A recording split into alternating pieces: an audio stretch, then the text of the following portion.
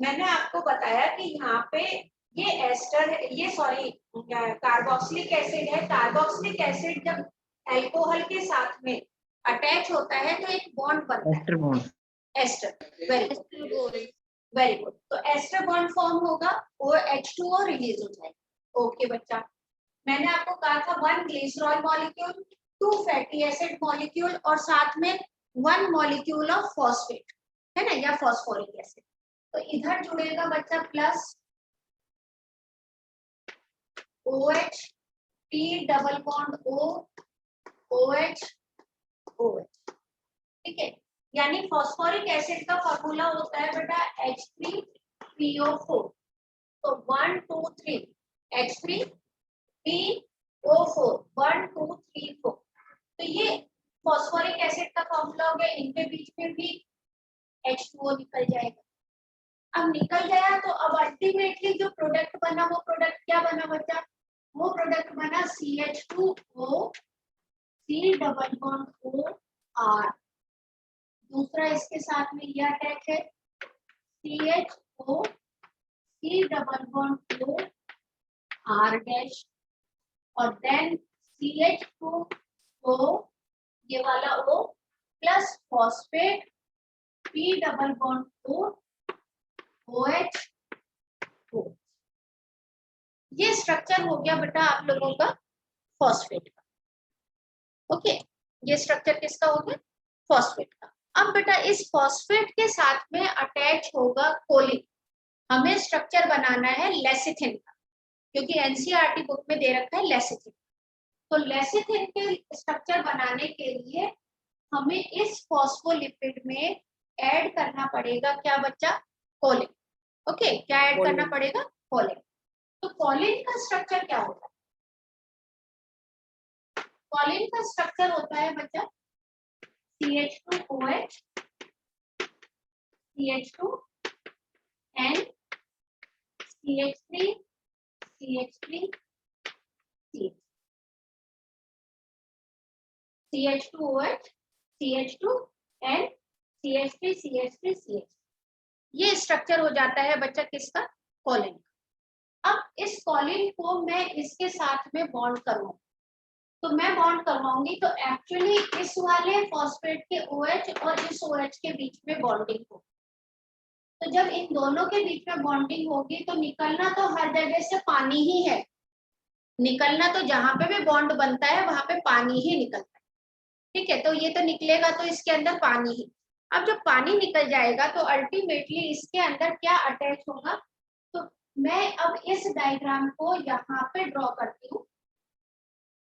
तो वो बना अपना पूरा CH2O, C double bond O R, CHO, C double bond R dash, और ये CH2O आपके बाद P है, P के बाद डबल बॉन्ड O ऊपर है, इधर OH है, और यहाँ पे केवल क्या रह जाएगा? O। O के साथ क्या अटैच है बच्चा? CH2, CH2N, और N के साथ कितने मिथाइल ग्रुप अटैच है? 3, CH3, ठीक है बेटा। ये स्ट्रक्चर किसका आ गया बच्चा? ये स्ट्रक्चर हो गया आपका लेसिथिन।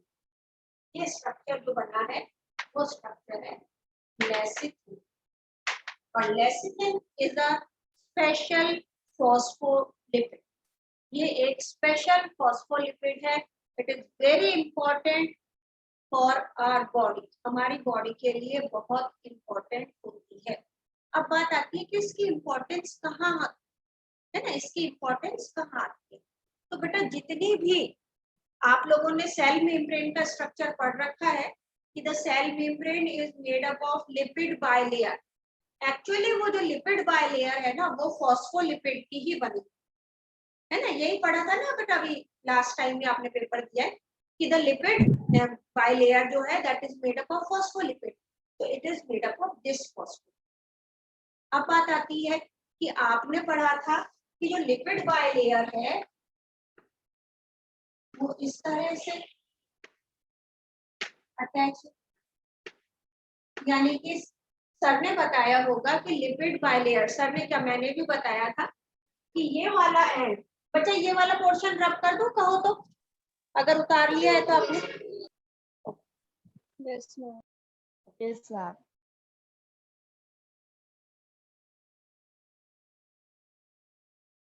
तो मैं ये कह रही हूँ बच्चा कि ये जो हमारा लिपिड बाइलेयर बनती है, तो पहले हम ये देखें कि फॉस्फोलिपिड का कार्टून हम इस तरह से शो, ये वाला हेड जो होता है इसको कहा जाता है पोलर हेड। जो पोलर हेड होता है it is hydrophilic in nature. कैसा नेचर होता है? हाइड्रोफिलिक। हाइड्रोफिलिक मतलब वाटर लविंग, पानी की तरफ हो। ये जो होती है that is the long chain of fatty acid, तो ये कहलाती है लॉन्ग टेल। और जो टेल होती है वो होती है नॉन पोलर। ये याद रखना बच्चे, क्वेश्चन बन सकता है कि टेल कैसी होती है, नॉन पोलर। नॉन पोलर है तो किस नेचर की होगी?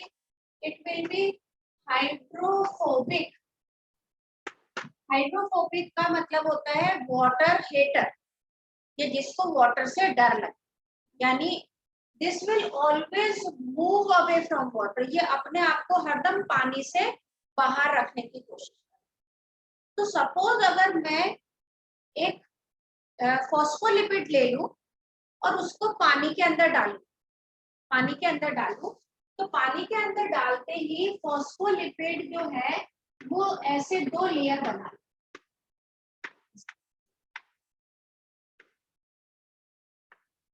इस तरह डबल लेयर। और जब इस तरह डबल लेयर बना लेगा तो ये बनती है लिपिड बाइलेयर। और सेम लिपिड बाइलेयर हमारे किस में प्रेजेंट होती है? Plasma membrane. तो दोनों तरफ, बाहर की तरफ भी हाइड्रोफिलिक हेड रहेगा, अंदर की तरफ भी हाइड्रोफिलिक हेड रहेगा, और बीच में रहेगा हाइड्रोफोबिक टेल। और इसी वजह से आप लोगों ने पढ़ा भी होगा कि जो हमारी प्लाज्मा मेम्ब्रेन होती है it does not allow the water soluble substances to pass easily, यानी फ्रीली परमिएबल नहीं होती। किसके लिए?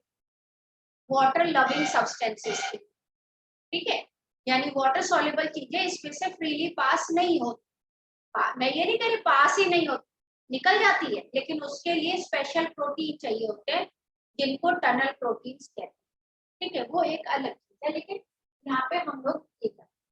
तो ये स्ट्रक्चर लेसिथिन का है, नीट में आया हुआ क्वेश्चन है बच्चा, आपके भी आ सकता है क्वेश्चन। क्या क्या क्वेश्चन बन सकता है? सबसे पहली चीज तो बन सकता है भाई लेसिथिन में कौन कौन से कंपोनेंट है। तो कंपोनेंट एक ग्लिसरॉल हो गया, दो मॉलिक्यूल फैटी एसिड्स के हो गए, एक मॉलिक्यूल फॉस्फेट ग्रुप का हो गया, और एक मॉलिक्यूल हो गया कोलिन, CHOLINE, कोलिन, ठीक है। सबसे इंपॉर्टेंट फॉस्फोलिपिड कौन सा है? लेसिथिन। क्या बनाने के लिए रिस्पॉन्सिबल है? सेल में। And even one more thing I want to tell you, usually अगर हमारे डाइट में लेसिथिन की कमी होती है ना बच्चा, तो आपने कई लेडीज को सुना होगा कि लीवर पे सूजन आ गई है ना, लीवर पे सूजन आ गई। वैसे तो यूं कह देते हैं कि लीवर पे जो ड्रिंक करता है उनके लीवर में स्वेलिंग आ जाती है, लेकिन लेडीज के भी आ जाती है फैटी लीवर। हाँ, फैटी लीवर जिसको कह देते हैं। तो बेटा वो फैटी लीवर कैसे हो जाता है? भाई वो तो ड्रिंक भी नहीं करती बेचारी, सारे दिन घर का काम करती है। तो अगर हमारी बॉडी में लेसिथिन की डेफिशिएंसी होती है तो दैट में results into the fatty liver, ठीक है। तो वो चीज होती है, तो अगर हम डाइट में ये लें तो ये चीज ठीक हो जाती है। तो सेकंड जो हमने करे conjugated derived sorry conjugated lipid, वो एग्जांपल हमारा ये, ठीक है। अब नेक्स्ट जो हम कर रहे हैं बच्चा, हाँ अरे सॉरी बेटा, एक चीज तो बताना भूल गई, सिंपल लिपिड में वैक्सेस नहीं करवाए, तो वापस से हम टाइम मशीन में बैठ के थोड़ा सा पीछे जाते हैं, और पीछे जाके सिंपल लिपिड्स भी, बस कुछ ज्यादा नहीं है उसमें, वैक्स पढ़ते, ठीक है। तो वैक्सेस क्या है? तो waxes actually these are the simple lipid. कहाँ प्रोड्यूस होते हैं, किसके लिए रिस्पॉन्सिबल होते हैं? तो वैक्सेस जो होते हैं they are present in the animals also, means they can be synthesized by the animal as well as they are present in the plant. Plants में भी present होते हैं और animals में भी present होते हैं वैक्सेस। तो सबसे फर्स्ट आता है, अगर मैं बात करती हूँ कि प्लांट्स क्या है, तो प्लांट्स के ऊपर आप देखते हो जो लीव्स होते हैं, लीव्स, फ्रूट्स, आप एप्पल लो बेटा, एप्पल को आप अपने कपड़े पे या किसी भी चीज पे रब करोगे तो उसमें शाइन आता है ना? आप चक्कू से उसको हल्का हल्का स्क्रैप करो तो उसके ऊपर से हल्का हल्का सा आपको जैसे कैंडल की वैक्स होती है ना, जिसको हम वैक्स को हिंदी में क्या कहते हैं? मोम। मोम, राइट। तो हल्का हल्का मोम, पतली पतली लेयर मोम की उतर, कई बार तो हम ये कह देते हैं कि इनके ऊपर वैक्स की कोटिंग की जाती है, सही बोला। कई बार तो जो अपन कहते हैं कि ये वाला एप्पल है, ये वाला, आपको एक चीज बता देती हूँ बेटा, अपनी लाइफ में मतलब आप लोग कोशिश करना एप्पल केवल सितंबर से लेके और जनवरी तक खाना, उसके बाद फेब से लेके और अगस्त तक एप्पल मत खाना। मैं कभी भी अपनी लाइफ में ये एप्पल नहीं खाती हूँ फेब से लेके अगस्त। उसके पीछे रीजन है, जो एप्पल का सीजन है ना बेटा वो सितंबर से स्टार्ट, तो जो सितंबर अक्टूबर नवंबर दिसंबर जनवरी तक एप्पल आ रहे हैं ना, वो आपके कोल्ड स्टोरेज के एप्पल नहीं है, वो पेड़ से तोड़े, पैक करे और आपके पास, यानी फ्रेश है, उनके अंदर न्यूट्रिएंट बहुत अच्छे होते हैं। और उसके बाद में जितने भी एप्पल अभी मार्केट में आ रहे हैं, चाहे वो अमेरिका का एप्पल हो, चाहे वो स्विट्जरलैंड का एप्पल हो, चाहे वो इंडिया का एप्पल हो, कहीं का भी एप्पल हो, चाहे वो रेड एप्पल हो, चाहे वो ग्रीन एप्पल हो, वो सारे कोल्ड स्टोरेज। और बेटा ये जो कोल्ड स्टोरेज के एप्पल होते हैं ना, इनको फ्रेश रखने के लिए एक तो इसके ऊपर स्लाइट, मैं ये नहीं कह रही सब पे वैक्स कोटिंग भी कर देते हैं, वैसे इनके पास अपनी खुद की वैक्स कोटिंग होती है नेचुरल। और दूसरा, जब वो कोल्ड स्टोरेज में रखते हैं तो वहां पे वो रिलीज करते हैं पेस्टिसाइड। अब बेटा पेस्टिसाइड, क्योंकि एप्पल की तो जो लेयर है वो लिविंग है, तो वो एब्जॉर्ब कर लेती है, तो आप लोग क्या खा रहे हो, nothing but the good amount of pesticide you are. तो इसलिए बेटर है आप लोग पेस्टिसाइड नहीं खाओ। खैर वो इस चैप्टर से रिलेटेड नहीं है। तो मैं आपको बता रही थी कि इवन अगर आप पेड़ से भी एप्पल को तोड़ोगे ना और उसको घिसोगे तो वो शाइन करे, और अगर आप उसको स्क्रैप करोगे तो उसमें मॉम मॉम जैसा निकलेगा। तो actually that is the vaccine coating. तो वैक्स प्रेजेंट होता है प्लांट्स में, किस पर बेटा, फ्रूट्स पर प्रेजेंट होता है, even they are present on the leaves, leaves पर भी प्रेजेंट होता है। काम क्या कर, काम कर रहा है बच्चा प्रोटेक्शन। किसके against protection? Protection against bacterial infection. एक तो बैक्टीरिया का इन्फेक्शन नहीं हो सकता जब तक कि उसके ऊपर वैक्स की कोटिंग। दूसरी चीज, एक protection against abrasion, ABRASION, ABRASION, abrasion. Abrasion मतलब खरोंच वगैरह। तो अगर खरोंच भी लगेगी तो वो वैक्स पे लगेगी, उसकी स्किन पे खरोंच नहीं आएगी, तो वो एब्रेशन के अगेंस्ट प्रोटेक्शन करता है। दूसरा चीज, वैक्स जो होता है ना बच्चा, ये प्रिवेंट करता है लॉस ऑफ वाटर, पानी का लॉस, फ्रूट के ऊपर से भी और लीव्स के ऊपर से। हम कहते हैं लीव्स के ऊपर क्यूटिकल की लेयर होती है, तो क्यूटिकल क्या है बेटा, एक वैक्स। तो ये तो हो, हाँ, तो ये तो होगा प्लांट वैक्स और उसकी इंपॉर्टेंस। फिर आते हैं कि same wax are present in the animals also. अब एनिमल्स के अंदर जो वैक्स प्रेजेंट होता है वो कहाँ कहाँ या कौन कौन से एनिमल्स में होता है? तो सबसे मोस्ट कॉमन हम लोगों को वैक्स मिलता है, वो मिलता है बेटा बी वैक्स, है ना। बी वैक्स जो है वो सबसे मोस्ट कॉमन वैक्स अवेलेबल हमारे पास में होता है। अब ये बी वैक्स का रिलीज कहाँ से होती है, पहले हम चीज, तो बेटा बी वैक्स सिक्रीट करती है कौन, worker honey bee. Worker honey bee secrete करती है कहाँ से, एक्चुअली इनके last abdomen, last segment of abdomen, last segment of abdomen जो होता है ना, उसमें ये wax gland present, and this they secrete for the formation of hexagonal beehive। जो beehive में hexagonal शेप बनाते हैं वो उस बी वैक्स का ही बनता है। यूजेस, ये तो अपना घर बनाने के लिए यूज कर रहे हैं। हम इस बी वैक्स को कहाँ यूज करते हैं, तो हम लोग इस बी वैक्स को यूज करते हैं फॉर मेकिंग पॉलिशिंग, पॉलिशेस बनाने के लिए। पॉलिश मतलब खाली शू पॉलिश नहीं है बेटा, जो लेदर भी शाइन होता है ना, लेदर जैसे कईयों के लेदर के सोफे होते हैं, लेदर जैकेट होती है, तो उसको शाइन करने के लिए, उसको भी शाइन करने के लिए, सॉफ्ट बनाने के लिए बी वैक्स यूज होता है।